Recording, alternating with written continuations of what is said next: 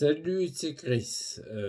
J'ai plus combien, mais on s'en fout. J'avais dit que je disais plus la date. Bref, je voulais dire un truc par rapport aux méditations que je fais, aux visualisations. C'est la formation Joe Dispenza que je suis. La formation, comment elle s'appelle? Elle s'appelle Redessiner votre destinée, un truc comme ça. Tu tapes ça sur Google, tu la trouveras très facilement. Puis le nom maintenant qu'il y a de sites où il y a beaucoup de formations, Joe Dispenza, Thich Nhat Hanh et tout, tu vas le trouver facilement.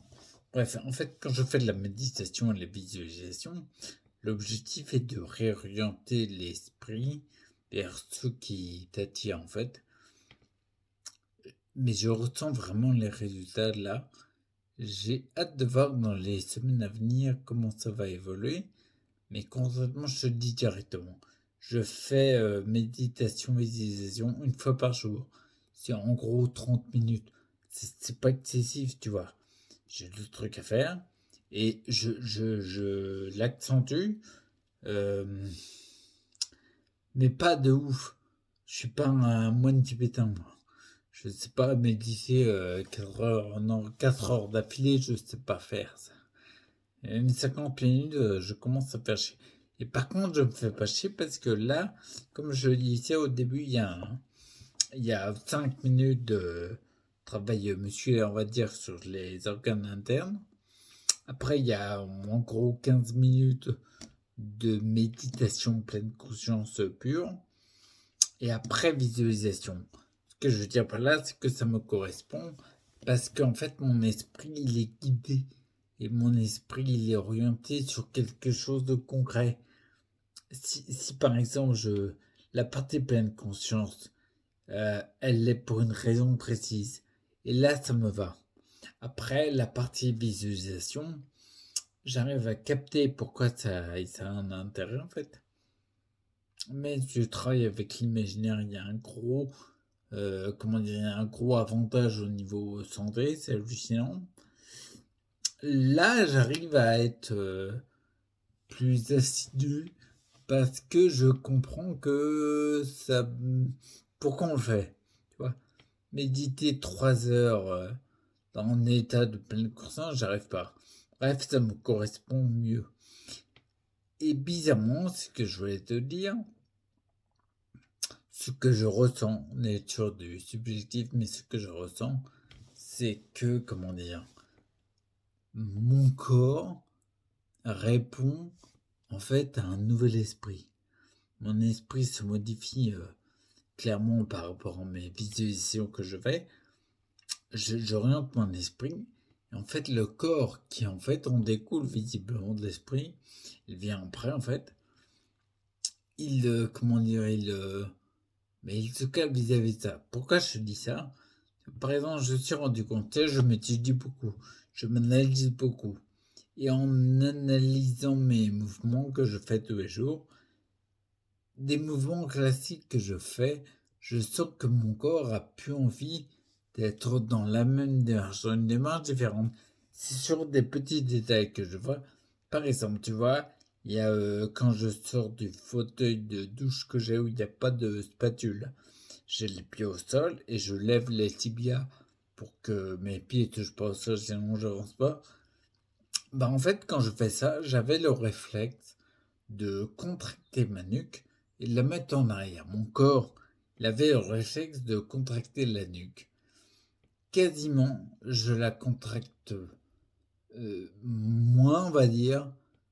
Euh, je la contracte des fois, mais mon corps, il a moins envie de la contracter. C'est en ce sens-là que je dis mon corps répond à un esprit différent, en fait.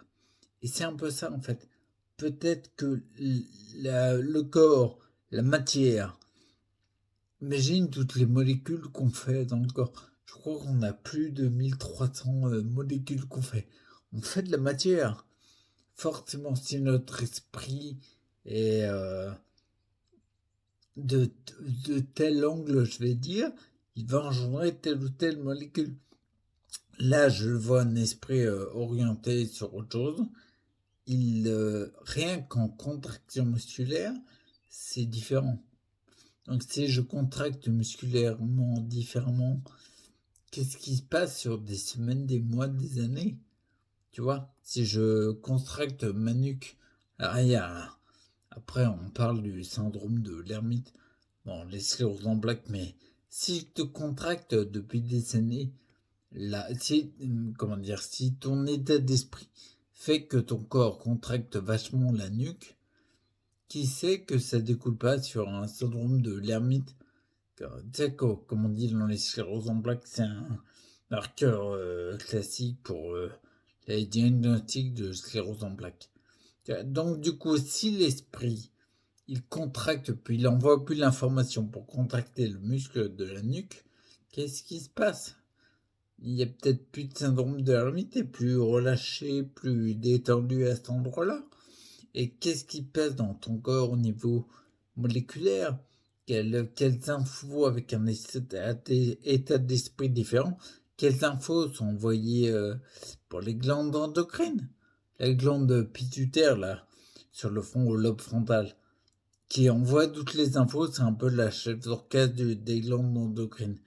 Qu'est-ce qu'il y a comme information? Quel type de chimie tu vas faire tourner dans ton corps avec un état d'esprit différent, tu vois? Moi, je vois là, concrètement, je pense que le début, tu vois. Mais je sens que mon corps répond à un esprit différent. C'est bizarre à dire, tu vois. Je suis le premier surpris de ça. Tu vois, je m'étonne. On me dit, ouais, ok. D'un fois que j'ai entendu, c'est l'esprit qui commande au corps. C'est pas vraiment ce qui est véhiculé conventionnellement. La dernière fois que j'ai entendu ça, c'est dans quoi? Dans Doctor Strange. Ça, c'est bizarre. Voilà, c'est le truc que je veux dire. Donc moi, ça me fait du bien. Il n'y a pas que la contraction musculaire, il y a d'autres endroits. Je vais voir comment ça évolue. On va voir. Au niveau intestinal, j'ai l'impression qu'il y a des trucs qui changent. Il y a plus de bruit, ça bouge plus. Je sais pas ce qu'il y a, j'explique pas. Enfin, j'ai pas de. Concrètement, tu vois, quand j'avais dit par exemple, quand je parle, si tu prends un laxatif, ça a une action. Il y a un participe actif, ça a une action sur le corps. Mais là, j'ai pas de principe actif, c'est qu'un travail avec l'esprit, mais je sens des actions. Donc je dirais dans les journaux de bord à suivre. Ok?